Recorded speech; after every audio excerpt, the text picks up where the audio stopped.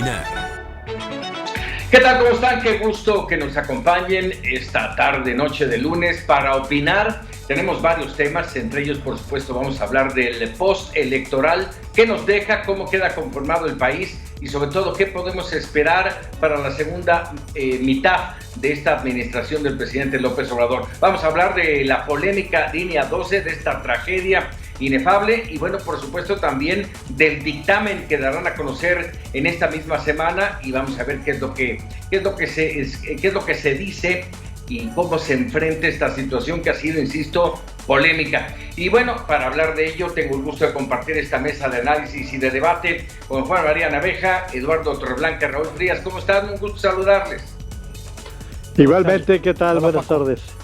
Gracias. Bueno, pues ya se acabó este fin de semana, se concluyó el cómputo electoral, hay una nueva conformación en la Cámara de Diputados, 11 estados que serán gobernados por Morena, y bueno, Morena será el partido que gobierne más municipios, solo o con sus aliados, eso independientemente de la gran derrota que sufrió en ese entorno en la Ciudad de México y en el Estado de México. Con todo esto, a partir de esto, ¿qué sigue? ¿Qué creen ustedes que sigue en la segunda mitad de la administración del presidente López Obrador? Inicio contigo, Raúl. Gracias, Paco. Qué gusto saludarte, Juan María.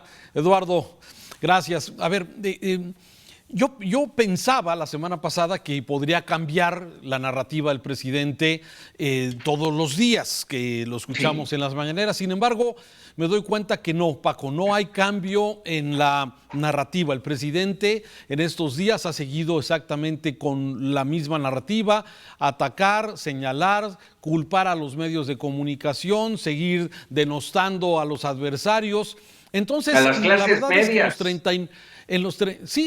clases medias, que ahorita iba a eso, en los 39 meses que le quedan de esta administración al presidente López Obrador, luego de esta jornada electoral, bueno, pensaría yo que hubiera, de alguna forma, ya se acabó la elección, ya no hay campañas y vamos a empezar ahora sí a gobernar bien con tantos problemas que tiene el país. Sin embargo, no veo este escenario. Lamentablemente, sigo viendo que se sigue dando el tema de la polarización. Por un lado, se sigue dividiendo ahora con este tema que bien ya mencionabas, ¿sí? Este ataque directamente a las clases medias, porque al presidente no le gustó lo que pasó en el bastión más importante de Morena, que es la capital del país. Y así, si recorremos cada una de las ciudades, de las zonas urbanas, las zonas urbanas de alguna forma no tuvieron un voto a favor de Morena en términos generales, ¿sí? Así pasa en la zona metropolitana de Nuevo León, de Monterrey, en la zona metropolitana de Guadalajara, y si puedes ir viendo cada uno de los municipios de zonas urbanas, es como se da este voto, y eso no le gusta al presidente. Por eso va a seguir este ataque sobre las clases medias que, dijo el presidente, son susceptibles de manipulación, ¿sí? También dice que son individualistas, que le dan la espalda al prójimo.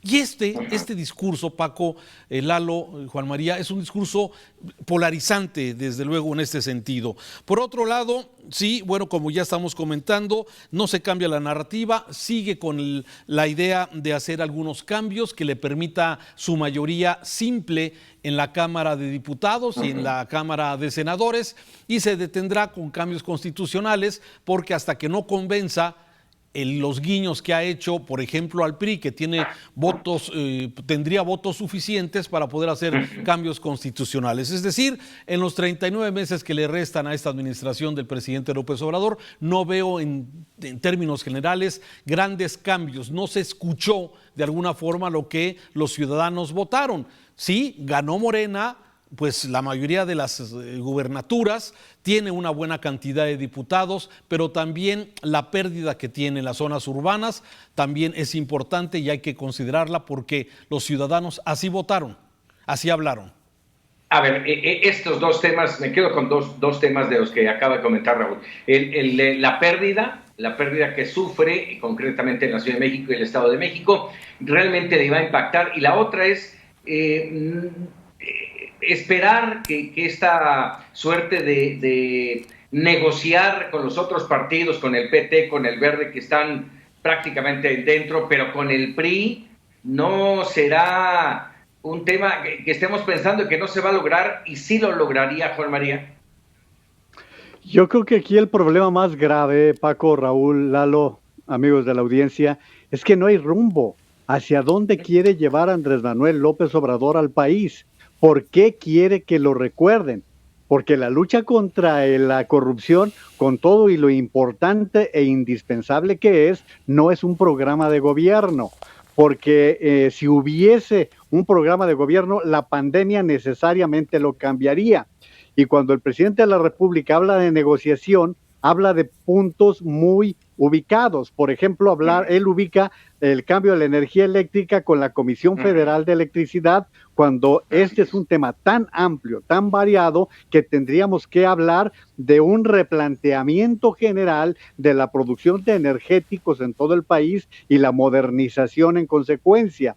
Igual tendríamos que hablar, a ver, ¿cuál es el modelo económico? ¿Hacia dónde va la economía? Porque este gobierno no es de izquierda, no es de izquierda moderada, no es de derecha, es un gobierno conservador, pero no sabemos hacia dónde lo quiere llevar. Y finalmente lo que sí es cierto es que eso que planteabas en la primera pregunta, Paco, es un gobierno centrado en hacer política, en hacer campañas. Y finalmente es en lo que el presidente cifró los 3 años, Paco. Si tú revisas, él está centrando sus 3 años en los logros y derrotas que se registraron el 6 de junio.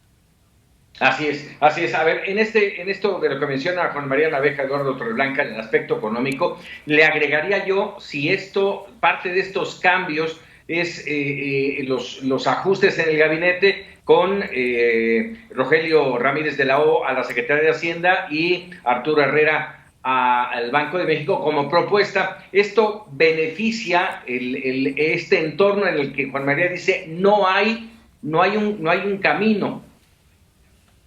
Debería, en primera, el presidente dice que en economía vamos bien. Yo no sé si lo crea, pero sí lo dice. Y si lo cree y lo dice, pues entonces yo no le veo sentido que cambies al secretario de Hacienda y Crédito Público, y menos de que privilegies al secretario con una responsabilidad en el Banco Central, pensando que quizás le des un sentido moral al Banco Central Mexicano. Y yo creo, o sea, la lógica señalaría que busca un resultado distinto en materia económica. Lo sabe, lo sabe que las cosas no van bien. En lo privado, con personas que están muy cerca de él y que me han confiado, que el presidente está preocupado porque las cosas en las cifras no van bien, por más que diga lo contrario públicamente, sabe que en materia económica los resultados son inconvenientes, y yo creo que este cambio procura precisamente el obtener una mayor profundidad en materia económica, y ojalá sea el caso dejarse llevar por un secretario que me imagino que Arturo también hizo la lucha, pero no se pudo, de que ya le indique que es necesario fijar el rumbo, establecer un programa económico de emergencia que recupere el empleo y la actividad económica, sobre todo el empleo formal, y le dé un giro a la economía con el propósito de que no quede como la peor administración, la segunda peor administración en más de 100 años. La primera la obtuvo Miguel de la Madrid con un crecimiento promedio anual de 0.21%, si no mal recuerdo, pero este va para allá, pero que rapidito. Entonces yo creo que este cambio en la Secretaría de Hacienda y posiblemente también en el Banco de México, pues supongo pudiera esperarse un giro, un cambio en el timón. Ojalá así suceda. Si no es así, la verdad que arriesgado Rogelio de aceptar una responsabilidad, si no va a poder hacer los cambios que estima necesario, porque va a quedar como un partícipe de una administración desastrosa en materia económica. A ver, Eduardo, déjame nada más rápidamente ir contigo. ¿Qué cambios serían necesarios? Mira, rehabilitas a la banca de desarrollo que está ahí como florero, ¿no?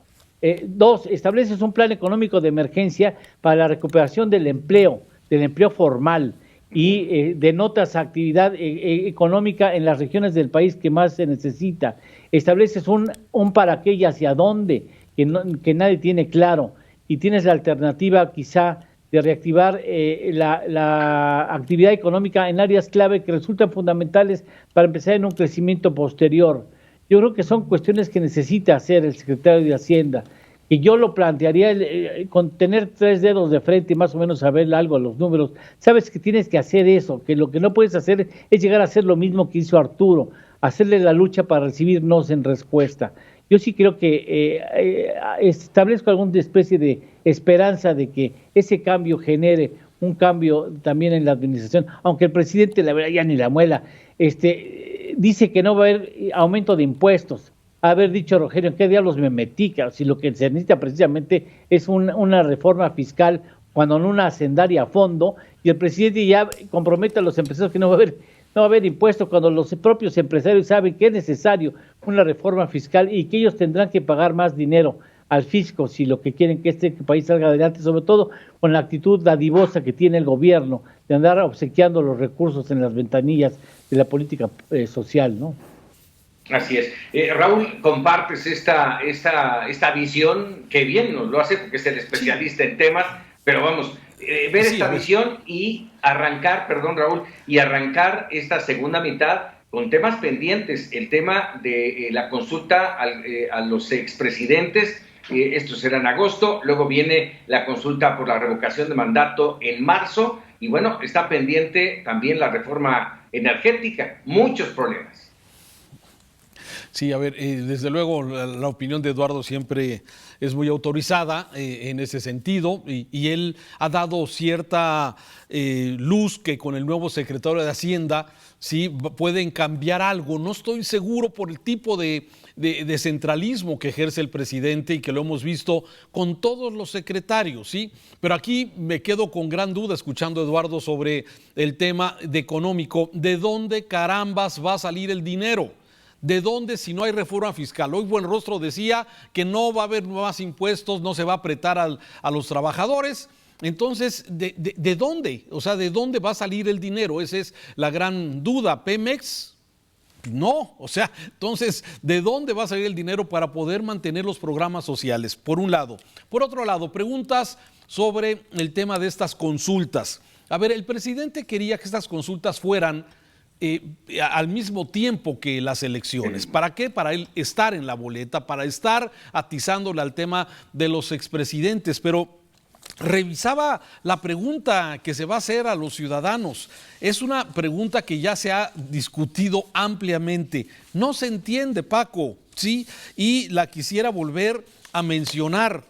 ¿Estás de acuerdo o no en que se lleven a cabo las acciones pertinentes con apego al marco constitucional y legal para emprender un proceso de esclarecimiento de las decisiones políticas tomadas en los años pasados por los autores políticos encaminado a garantizar la justicia y los derechos de las posibles víctimas? O sea, ¿qué onda? O sea, no entiendo qué es exactamente lo que se va a preguntar y cuál es el objetivo, ¿sí? Entonces, la verdad es que pienso que el presidente sigue de alguna forma a seguir utilizando, sí, esto, seguramente la consulta, el referéndum que se va, está ya fuera del tiempo de lo que el presidente hubiera querido, pero bueno, ya se van a comprometer, se van a realizar, pero eso es lo preocupante, Paco. Hablábamos de todos los problemas graves que tiene el país. Tenemos año y medio con el tema de la pandemia, ¿sí?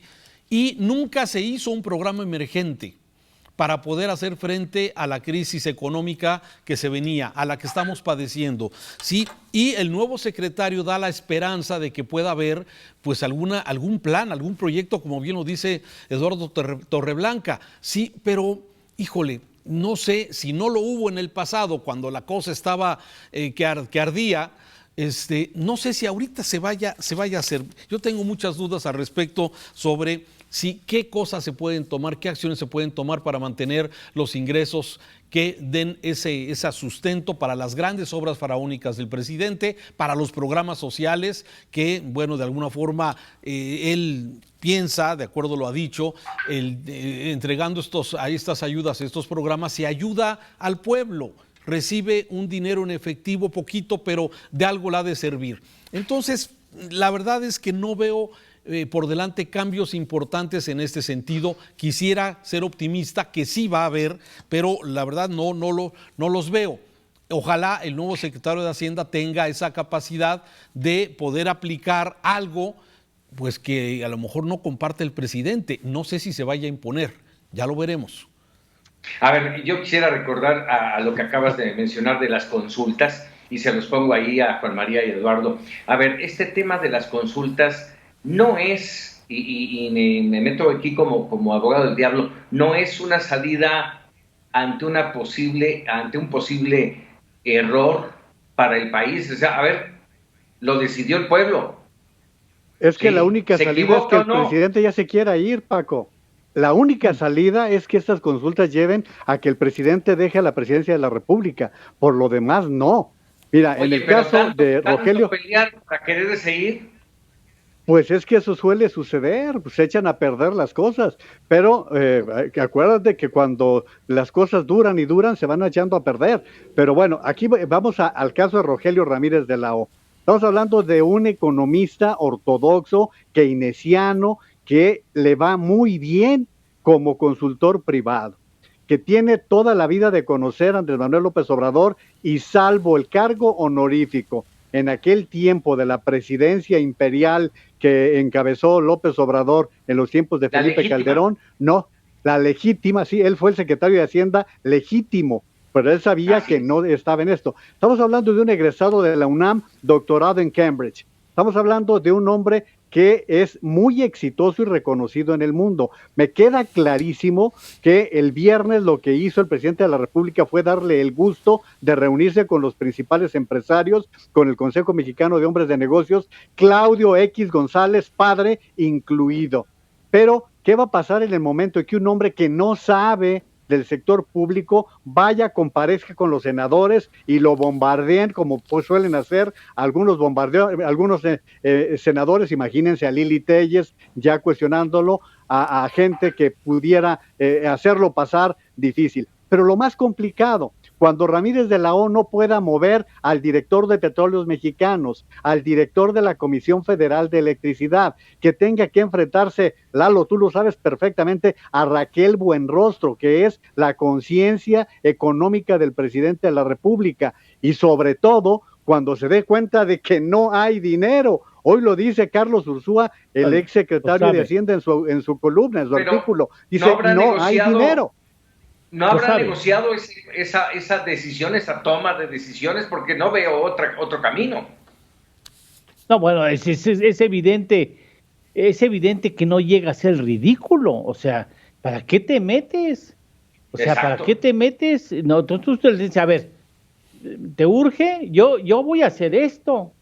Yo te pediría esta margen de maniobra. Yo pongo estas piezas. Son mi responsabilidad. Pero no lo habrá dicho. Perdón, Eduardo, No. ¿no se lo habrán dicho también Ursúa y Herrera en su momento? No sé, pero el momento actual es mucho más difícil que el que tuvieron los anteriores. Arturo, ¿te acuerdas qué cara de susto tenía Arturo? Bueno, el día que lo anunciaron como secretario de Hacienda, lo único que le faltó es llorar, ¿no? ¿Qué diablos estoy haciendo aquí? No, bueno, pues muchas ganas le echó Arturo, déjame decirte.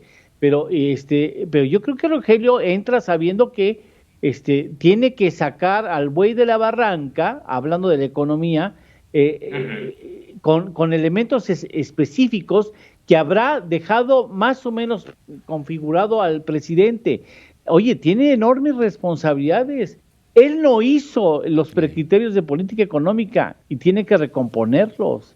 Tiene que establecer el programa de presupuesto del año entrante, la iniciativa de ley de ingresos del año entrante, la reforma fiscal o reforma hacendaria, y tiene que apoyarse en la banca de desarrollo y tiene que generar, por supuesto, mayores ingresos. El presidente ya le dio un zape por la espalda diciendo que no va a haber aumentos en los impuestos. Eso no se dice. A ver, el secretario tendrá que plantear su estrategia y no me atrevo ahorita a decir que no va a haber más impuestos porque entonces ya le está boicoteando la cena.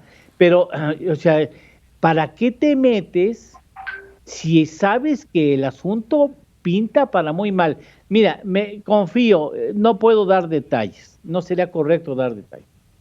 Hace 2 meses, el que será el próximo secretario de Hacienda, hablando con un amigo, le decía, este gobierno en materia económica va muy mal y si no hay correcciones importantes, va a terminar muy mal este sexenio. Se lo confió a un amigo. ¿Tú crees que vas a meterte para saber que no te van a dar margen de maniobra? A mí se me hace que es absurdo. Es absurdo hacerlo, o sea, es absurdo haberte metido sin establecer las reglas claramente. No, perdóname. Con mucho gusto ayudo, pero tú me das chance de hacer esto y esto y esto y esto. Y aquí ni te metas, maestro. Ese es mi asunto. Por favor, te ruego de hermanas a ti que me ayudes a ayudar. No te metas. Y el día que Lalo, si no tú me voy a tienes muy poner en buena la penosa memoria. necesidad de irme. Lalo, tú tienes muy buena memoria. Dice Fox que la primera recomendación que le dio Bill Clinton fue: a tu secretario de Hacienda no lo muevas. Y sí, lo por hizo. Supuesto. Y tuvo un solo secretario de Hacienda, un solo, de prestigio internacional, Francisco Gil Díaz. Felipe Calderón tuvo 3 y Enrique Peña Nieto tuvo 3. Pero este gobierno lo supera, porque ya lleva 3 y no va ni siquiera a la mitad. Así es. A ver, Raúl, con esto que acaban de mencionar Juan María y Torreblanca, yo le agregaría en mis 100 palabras de este fin de semana, mencionaba yo el tema de los cambios y decía, viene Rogelio Ramírez de la O a tomar decisiones y a emprender el cambio o a ser un florero. ¿Le va a hacer caso el presidente o no? Más le vale. Ver, yo parto un poco de la idea de lo que dice Eduardo. Él tuvo que haber aceptado con condiciones. Sí acepto, pero tengo que hacer tal cosa. Y ahí es donde a veces creo que va a ser complicado. En un momento dado, decir, bueno, necesitamos recursos, necesitamos hacer una miscelánea fiscal tan necesaria e importante en el país, sí, y seguramente el presidente defenderá, nada más no me impactes a los pobres, sí.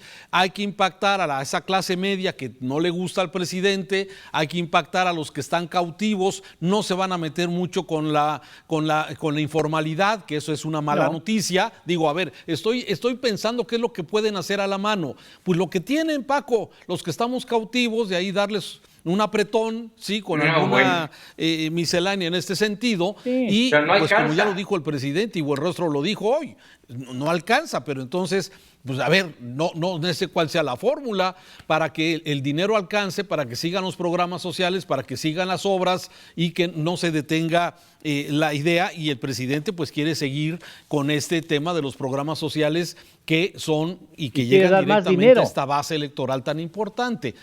Se requiere más dinero, efectivamente. Bueno, entonces, saldrá de la venta. Ya saldrá de la venta del avión, no el nuevo, sino el viejito, el Benito Juárez. No, pero mira, piensa también en lo siguiente, Paco. Ahora el presidente tiene 11 gobernadores que le van a pedir participaciones estatales. ¿Qué vas a hacer si no tienes ese dinero para poderlo resolver? Ahora, vamos al resto del gabinete. Tiene una conformación. ¿Qué va a pasar si tiene que sacrificar a Marcelo Ebrard? Con todo lo de la línea 12, con toda la utilidad y la importancia, el peso que ha tenido el canciller, y que tenga que sacrificarlo por una circunstancia de esta naturaleza. Otras áreas del gabinete del presidente de la República. Vamos a hacer una muy breve pausa y voy a regresar con Raúl y Eduardo, que nos den su punto de vista, cómo vendrá una reconformación, un ajuste grande en el gabinete. Estamos para opinar, ya regresamos.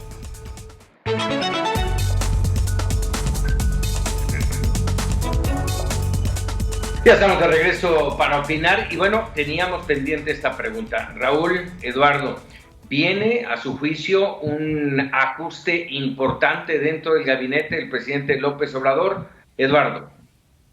Yo creo que pensaría que con lo que ha hecho de cambios quizás agrega algún otro más. Yo no me atrevería a pensar que va a ser un cambio mayor. No lo veo, sobre todo porque no existe disposición de respetar lo que digan sus colaboradores, sino de hacer su voluntad. Y ya mucho va a conceder al darle al secretario de Hacienda ciertas facultades para meter la mano, supongo debería de hacerlo, en petróleos mexicanos, en la banca de desarrollo y en algunos otros renglones. Yo no creo que a Raquel Buenrostro me la cambie, más bien la va a soltar, ¿no? Así, órale, échatelos, ¿no? Y va a fiscalizarlo con mayor fortaleza. Lo ha hecho bien, buen rostro, la verdad, habría que reconocérselo, pero no es suficiente.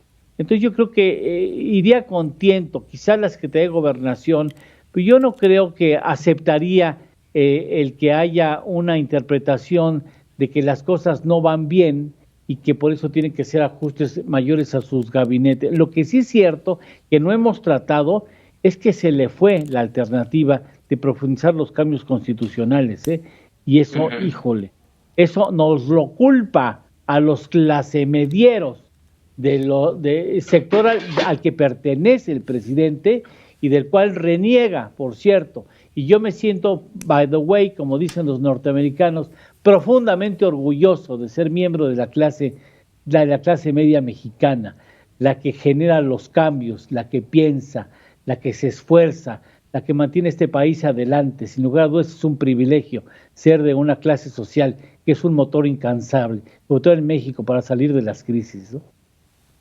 Yo por eso les hacía la pregunta al inicio, si sería muy complicado para el presidente, para Morena, alcanzar la negociación con otros partidos para alcanzar justamente esos cambios constitucionales, Raúl. Sí, yo sí, a ver, yo sí lo veo, y sobre todo por los antecedentes de muchos de los partidos políticos. A ver, los políticos, Paco, se van acomodando a las mejores circunstancias. Y así es. Lo último muchas veces no es el interés ciudadano, no es el interés de los mexicanos, es el interés de los partidos, es el interés individual de los diferentes grupos políticos que hay en todos los partidos, y de esto lamentablemente pues no se pierde de vista el objetivo de los representantes sociales, y ese es exactamente el problema, por lo que yo no dudo que el presidente, siendo un verdadero animal político, pueda negociar con algún otro partido y tener de alguna forma esos privilegios. Sí lo veo en el escenario, ¿sí? Ahora, cambios de gabinete que tú mencionabas. Sí, la verdad es que ¿qué secretarios han destacado? Y todos, de alguna forma, de los que han destacado, además de Marcelo Ebrard, que hoy es el que trae vacunas, que es el que ha hecho más o menos ahí la relación con los Estados Unidos, pero los demás secretarios desaparecidos del trabajo, María Luisa, sí, ¿qué más ha sabido después del tema del outsourcing? Nada. De la secretaria de Economía, Tatiana Cloutier, ¿qué hemos sabido? Nada. Sí, del medio ambiente ni el nombre me sé. Sí, no sé qué exactamente haya hecho. De la función pública, sí, se decía que había caído de la gracia del presidente por la intervención de su marido y de su hermano en la elección del estado de Guerrero. Sí, se hablaba de ese cambio que para mí era muy importante en una agenda que para el presidente es muy importante, y que es el combate a la corrupción. Y tampoco ha pasado nada. Del instituto de devolverle al pueblo lo robado, los han robado y tampoco ha pasado nada. Entonces, la verdad es que, y del secretario de Seguridad, pues, ¿qué te puedo decir? Con Alfonso Durazo, la primera parte, hoy ya gobernador electo de Sonora, sí, pero la agenda de seguridad sigue pendiente. Entonces, realmente el cambio fuerte, que me parece que es el del secretario de Hacienda en estos momentos, sí, bueno, ya se anuncia, ya se da, me parece que ahí vamos a ver qué condiciones hay, pero la verdad es que de toda esta gama amplia de los secretarios de gabinete, sí, pues Marcelo Ebrard sería el único que más o menos ha destacado, y ahora tendrá que enfrentar esto que ya mencionaba Juan María, que lo pone en la tablita. A ver, justamente vamos a entrar con este tema. Gracias, Raúl. Vamos a entrar con este tema, el tema de la línea 12, polémica, trágica, evidentemente, 26 muertos, una situación inaudita, de no creer lo que pasa en la administración pública de este país, de la Ciudad de México, por supuesto. Y ahora un reportaje, una nota de The New York Times destapa una serie de cosas que podrían entre mañana y el miércoles darse a conocer con cierta certidumbre, y es señalar en este caso a la administración de Marcelo Ebrard como jefe de gobierno del Distrito Federal en aquel entonces, como constructor de la línea 12, las fallas y los errores de esta tragedia. Y bueno, Marcelo Ebrard defendiéndose, acusando y señalando a la administración de Mancera de no haber cumplido con el mantenimiento. Pero la realidad es que es pelotita para acá y pelotita para allá, pero la tragedia ya está y no sabemos si es ahí donde termina o hay más en esta línea 12, Juan María. Aquí hay que establecer una cosa, Paco, que no es novedoso lo que The New York Times revela. En redes sociales, ustedes lo habrán visto, varios ya habían anticipado esta situación de la falla estructural que se hizo desde que se construyó. Eso ya se había más o menos adelantado. Pero el buen reportero olfatea este tipo de noticias y es lo que hizo The New York Times. Un gran trabajo de investigación para poder investigar qué había en el entorno. Mandó a un grupo de gente que pudiera hacer un trabajo serio de investigación. Dicen haber tomado miles de fotografías y luego colocar a especialistas para que determinaran qué era lo que probablemente hubiera sucedido. Ahora bien, aquí hay 3 posibles escenarios. El de la construcción con Marcelo Ebrard y Mario Delgado como responsables del arranque. El de el relevo que hizo Miguel Ángel Mancera y que desde hace algunas semanas pareciera que le querían cargar el muertito y pues como que no les dio. Y tercero, el mantenimiento que le correspondía a la actual jefa de gobierno con la directora del metro, que por cierto se encuentra desaparecida. Esos son los 3 escenarios posibles en la investigación, o los 3 que tienen que ser profundamente investigados, y obviamente hay una gran cantidad de personas, de empresas, como ya se está anticipando en el caso de Carso, y bueno, esta es la situación en torno a la cuestión de la investigación que se comprometieron a desarrollar. Ahora bien, las consecuencias son las que tendrán que revisarse y cómo se va a castigar a los responsables, porque aquí hay posibilidades de involucramiento criminal, hay posibilidad de que la responsabilidad vaya más allá de una falla estructural. A ver, ¿esperaríamos eso, Eduardo Torreblanca? ¿Esperaríamos ese dictamen mañana que señale, acuse y después castigue? No, yo no creo. Bueno, es un grupo de complicidades que derivó en lo que ya conocemos por desgracia. El asunto lleva muchos años, o sea, ¿en qué país se acepta que los trenes sean de otro talla, de otro tipo, a los rieles? O sea, no manches, o sea, ¿en qué país se acepta eso y no pasa nada? O sea, después de que lo eches a andar, te das cuenta que no funcionan bien las cosas y tienes que suspender la línea. O sea, debes solamente en México. Ya hubiera por lo pronto agarrado a las personas y le pones una privación de libertad precautoria. No, hombre, no pasa nada. Y desafortunadamente tocan a figuras tan importantes para el presidente como el Marcelo Ebrard, que hoy es, bueno, no sé qué hubiera sido este país si Marcelo no consigue las vacunas, ¿no? Y Claudia Sheinbaum, sus 2 arietes consentidos, ¿no? Entonces, pues yo creo que no va a pasar. Mira, ha habido denuncias con las directoras del DIF que anda ahí extorsionando a los trabajadores de esa dependencia y no pasa nada. O sea, bueno, pues no sé, de veras, yo creo que honestamente, y qué pena que lo diga, pero pues a mí me parece que no va a pasar nada, ¿eh? No es tan trascendente el tema de las filtraciones, dice el presidente, ¿no, Raúl? No, pues sí, pues claro, nada es trascendente. Si la economía está como está y no es trascendente, pues ya ninguna otra cosa, pues no. Amarillismo o sensacionalismo, Raúl. Es una desgracia esto que se comenta.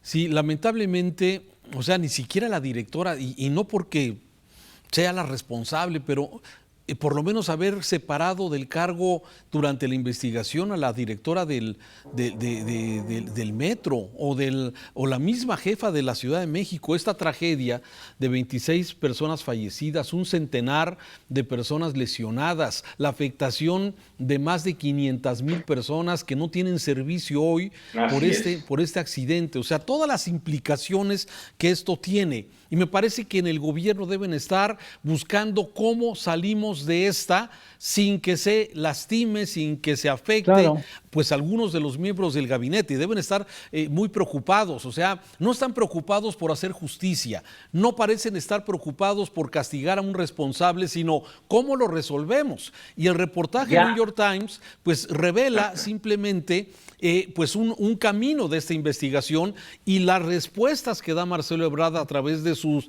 15 cartas que respondió a los reporteros del New York Times. Sí, bueno, la verdad es que Marcelo Ebrard en esas 15 páginas no es culpable de nada, ¿sí? Tiene salidas para todo. Y luego el tuit de Claudia Sheinbaum diciendo yo no filtré.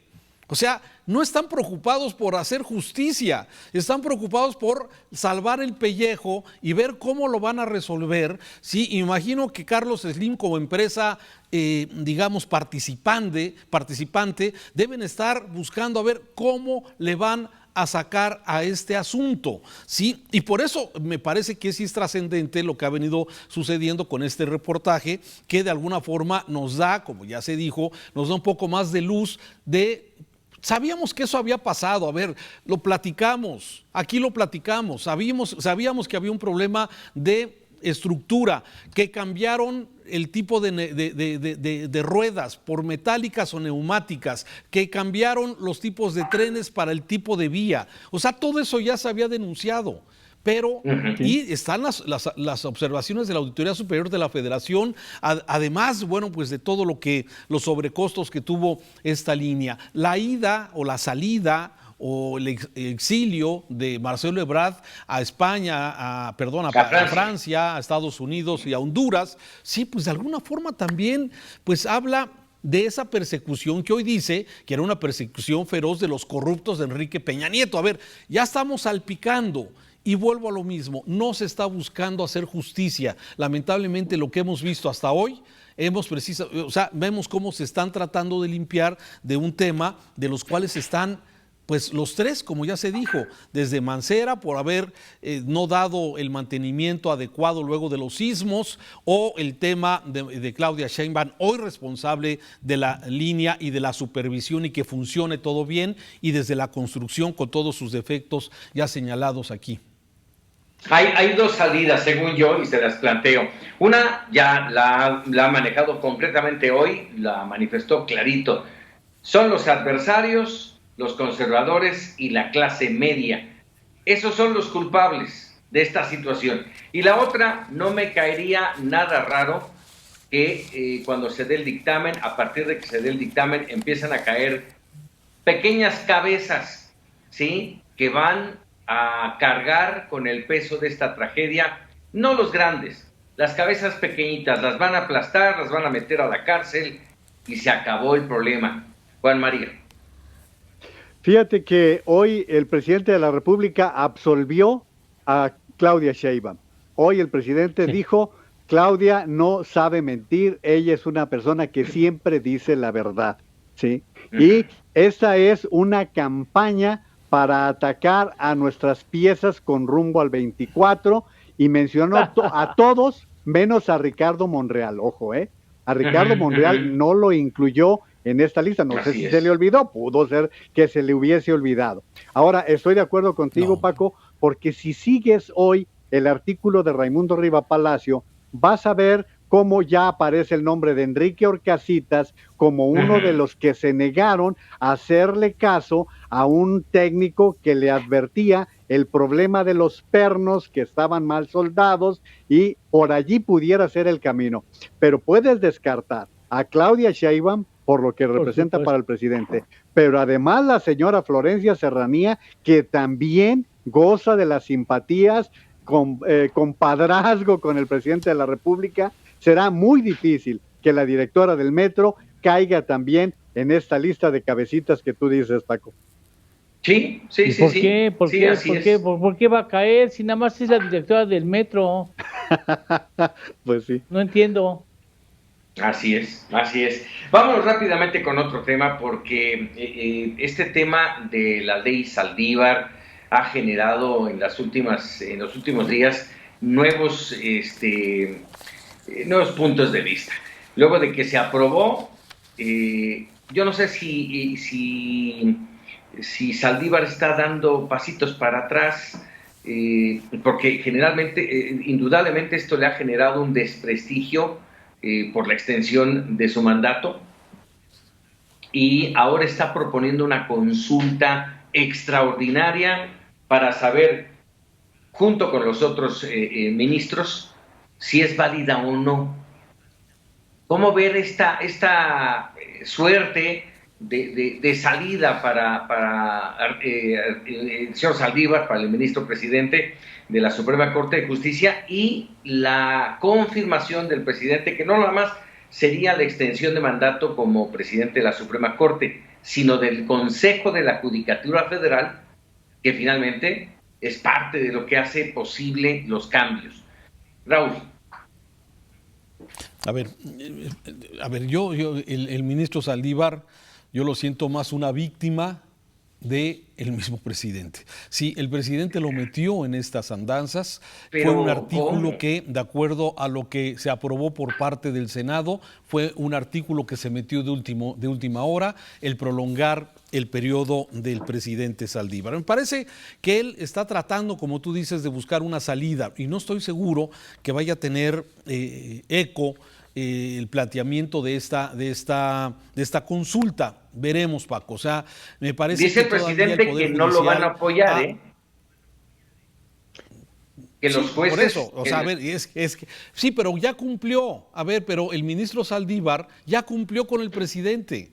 O sea, pues presidente, me metiste en esto, pues ahora pues yo voy, pero ya como adelantó el presidente, quizás los ministros no lo van a aprobar pues porque no es constitucional, porque se rompe, digamos, este equilibrio de un poder autónomo y que tenga esa injerencia directamente de un ejecutivo. A mí me parece que está buscando una forma en donde no se dé, sí, de alguna forma, sí valorar el tema de la reforma del Poder Judicial en términos generales, pero concretamente el prolongar el periodo del ministro presidente me parece que es un tema que está tratando de buscar una salida. Eso es lo que creo, de acuerdo a las preguntas de la consulta. Se tardó, ¿no, Paco? Sí. Raúl, Juan María, se tardó, pudo haber atajado desde antes la posibilidad de decirle: señor presidente, me siento profundamente honrado por su idea, pero déjeme usted decirle que a todas luces eso a usted no le va a convenir, porque se va a pensar que usted está metiéndose con la autonomía de un poder, y eso lo va a hacer instalarse en la historia, en una página que usted no quiere, y yo no lo voy a permitir. Muy honrado, señor presidente, pero no se puede. Y se acabó el problema, maestro. No lo dejas correr para que el día de mañana, cuando vayas a una votación, la ciudadanía te grite: ¿no te da vergüenza andar de la manita con el presidente? Pues sí, pues obviamente. Demasiado tarde, para mi gusto, con todo respeto, demasiado tarde pudo haber atajado esa posibilidad desde un principio. Guardó las formas, yo así lo veo. Sí. Raúl. ¿Perdón? A ver, déjame, eso es lo delicado. Me parece que lo delicado es eso, que el presidente mete al presidente del Poder Judicial en esta andanza sin necesidad. Y quizás eso es lo delicado, que vemos a un poder que está sometido al otro poder. Y eso me parece lo delicado, Eduardo. Como lo dijiste, hubiera sido una salida extraordinaria, claro. Más, hasta... Déjame tomar hasta el guión, la verdad, señor presidente, me siento honrado, pero no puedo aceptarlo, claro, porque se violenta simplemente la Constitución, ¿verdad? Sí, claro. Y yo insisto, ¿guardó las formas o ya estaba avisado y no le quedaba de otra, Juan María? Me temo que voy a ser quinta columna en este caso. El señor Saldívar está arrastrando lo poco que le quedaba de dignidad. El señor Saldívar llegó a lo máximo que puede aspirar un abogado, que es a la magistratura de la Suprema Corte de Justicia de la Nación, designado por Felipe Calderón Hinojosa. No tenía ninguna necesidad de traicionar a su mentor cuando salió para declarar que compartía cabalmente la Cuarta Transformación y los postulados del presidente de la República, porque él era el presidente de otro poder. Nada más por esa razón, para empezar. Número uno. Segundo, él tiene una oficina en la Suprema Corte de Justicia de la Nación. Él poco o nada tiene que hacer en Palacio Nacional y se ha convertido en un huésped permanente de Palacio Nacional. Tercero, el señor fue quien vigiló de principio a fin la reforma judicial. Bienvenida a la reforma judicial, necesaria, indispensable, pero él la vigiló hasta inclusive en el Senado cuando entró el 13 transitorio. Todavía él estuvo allí. En días pasados fue él otra vez, por quién sabe qué ocasión, a Palacio Nacional y llevó a 3 de los ministros a la oficina del presidente de la República. No hay que hacer cosas buenas que parecen malas. Esto lo debió cortar Saldívar desde el principio, desde que se veía que era inconstitucional y tenía las maneras, tenía las formas de decir, hasta aquí, como dice Lalo, hasta aquí, señor presidente, muchísimas gracias, pero yo prefiero pasar a la historia como un presidente de la Suprema Corte de Justicia de la Nación y no como un súbdito más del Ejecutivo. ¿Así o más claro, Eduardo Torreblanca? No, pues hay que mandar una copia ahí a Arturo Saldívar con los atentos saludos de este programa de televisión. Así es, así es. Rápidamente, nos queda un minutito para cada uno y yo quisiera tocar el tema. Viene, y lo comentaba al inicio del programa, viene en agosto el tema de la consulta para el enjuiciamiento a los expresidentes. Punto de vista, ¿pasa o no pasa? Inicio contigo, Eduardo. Sí pasa. Es muy lucidor el tema. Va a pasar, por supuesto. Va a pasar y se anticipa el resultado. Va a ganar el sí, por supuesto que sí, por más que le den vuelta al asunto. Va a pasar el sí, claro que sí. Eso es, políticamente va a tener un cartel maravilloso si llevas a cualquiera de ellos, lo asomas al balcón para que lo abuchee la porra popular. No, hombre, ¿cómo no? Eso es de un colmillo político terrible. Después a lo mejor no pasa nada, pero bueno, el espectáculo es grandioso, pues, ¿no? Entonces sí, va a ir y va a ganar el sí, por supuesto, claro. Juan María. Ya leyó Raúl la pregunta. La pregunta no es si se enjuicia o no a los expresidentes. Esa no es la pregunta. Y cualquier expresidente va a decir, a mí no me están enjuiciando desde el operador de la cabina de audio del C5 hasta el presidente López Obrador. O sea, ¿va a pasar? Sí, claro que va a pasar. Nada más que mi pregunta, Paco, es, ¿los medios le vamos a hacer el juego al presidente diciéndole que la pregunta quiere decir que se quiere llevar a juicio a los expresidentes? Porque esa no es la pregunta, ¿eh? La pregunta es, bueno, Raúl, grabármela sería imposible, ¿eh? No, ya no tenemos tiempo para enunciarla. Pero va a pasar, o sea, sí, va a pasar, claro. La pregunta, o sea, porque ¿quién puede estar en contra pues sí, de que se castigue a quien viole la ley? O sea, claro, pues eso así debe, sea como dices, sea quien sea, Paco. Entonces, la pregunta va a pasar. Yo siento que esto va dentro del espectáculo y mi pregunta es, ¿a partir de cuándo vamos a gobernar? ¿A partir de cuándo vamos a combatir la inseguridad? ¿A partir de cuándo vamos a ver, el diagnóstico que dio Saldívar cuando dijo que coincidía con el presidente en la cuarta transformación? Pues claro, ¿qué mexicano puede estar en contra de ayudar a los pobres? Claro. ¿Quién puede estar en contra de que tengamos un país más igualitario? ¿Quién puede estar en contra de que se combata la corrupción? No, o sea, en eso yo creo que todos coincidimos. El problema es cómo se están ejecutando las cosas. Sí, ahora, no se necesitaba de una consulta, estamos de acuerdo, ya lo habíamos platicado aquí. Va a pasar, yo también coincido con ustedes, va el sí, pero de ese sí, a ver lo que decías, Eduardo Torreblanca, a alguien en la hoguera, lo veo muy complicado, muy difícil. No, pero, ¿sí? Pero lo van a mostrar en el balcón, ¿no? ¿Qué es lo que quieren? La gente le va a chiflar. Claro, por supuesto. Claro.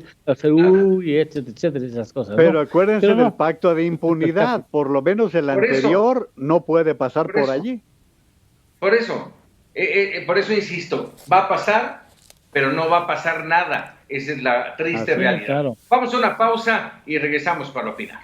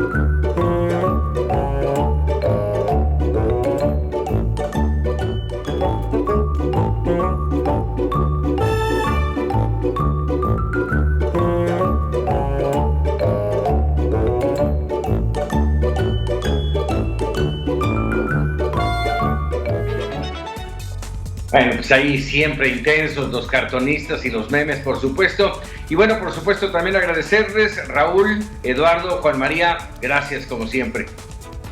Al contrario, gracias. Gracias, Paco. Gracias. Y sobre todo, gracias a usted que nos permitió llegar con nuestra opinión, nuestro análisis. Usted se queda con la mejor decisión.